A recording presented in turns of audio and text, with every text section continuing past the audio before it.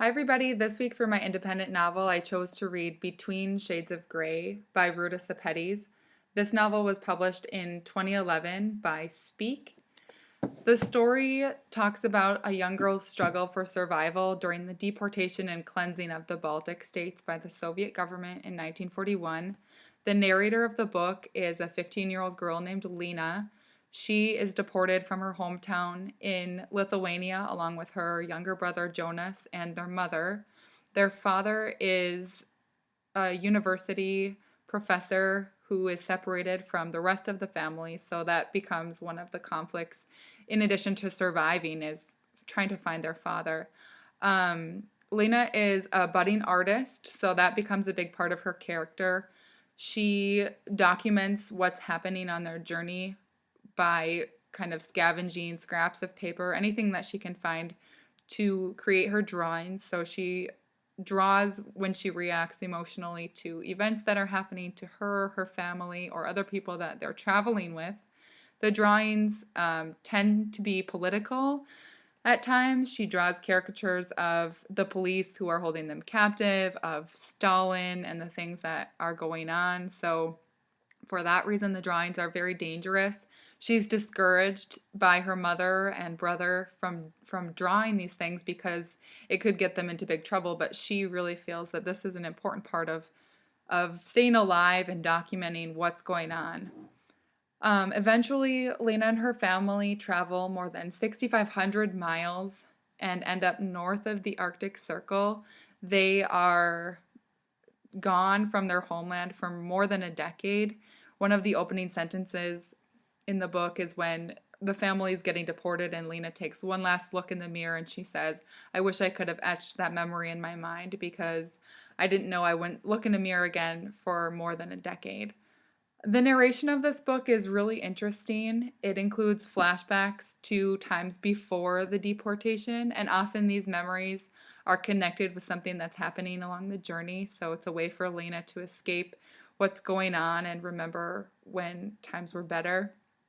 Lena's family is deported because, as she later finds out, they helped relatives escape the Soviet advance. Lena's mother is also fluent in Russian, so along the journey, Lena's mother is very important in communicating with the soldiers as to what's happening.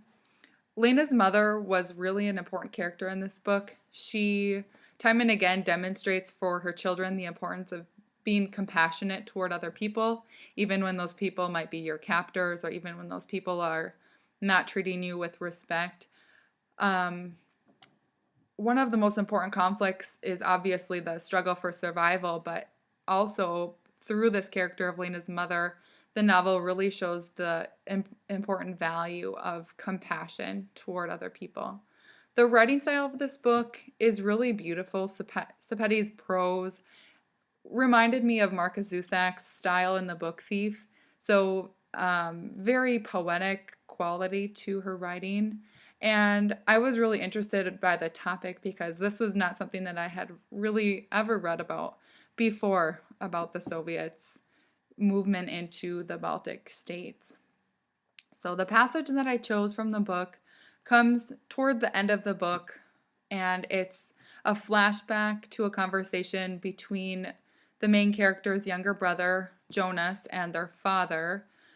At this point in the book, death has become a part of their lives. They're forced to witness death and dying on a daily basis due to the conditions that they are trying to survive in.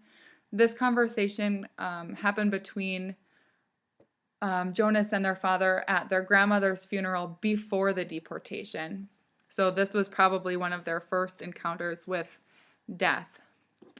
And it starts with, remember last summer when we flew the kite, said Papa. Jonas nodded. The wind came and I yelled to you that it was time. I told you to loosen your grip. The string started unwinding and the wooden spool spun through your hands, remember?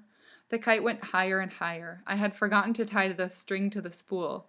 Do you remember what happened? The kite disappeared up into the sky, said Jonas. Exactly. That's what happens when people die. Their spirit flies up into the blue sky, said Papa. I chose this passage because I thought it really reflected the beautiful style that Sepetys uses. And it also is obviously a really beautiful metaphor for death and dying.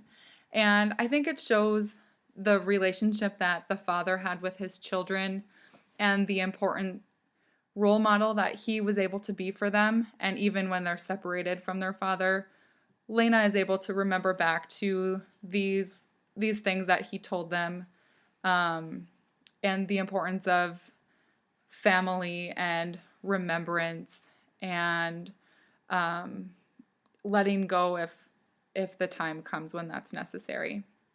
I would definitely recommend this book. I think I'll end up putting it in one of my top 20 favorite books. These are the reasons why I think that it's really worth the read. One of the major themes, as I mentioned before, is about really having compassion for other people. And the book also has two very strong female characters in Lena and her mother. Despite all of the horrors that they experienced, one of the resounding messages is to treat others with compassion and respect. And I think that's an idea that certainly has relevance in today's society. So we would be able to make some connections there, I think.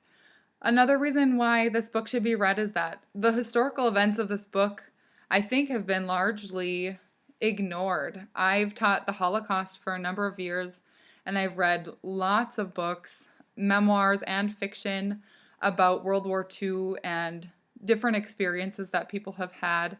And I have heard almost nothing about what the Soviets were doing to these people living in the Baltic states, and what Stalin was doing while the war was going on. And so for that reason, I think this novel is a really important part of unveiling that history that probably most of us are unaware of.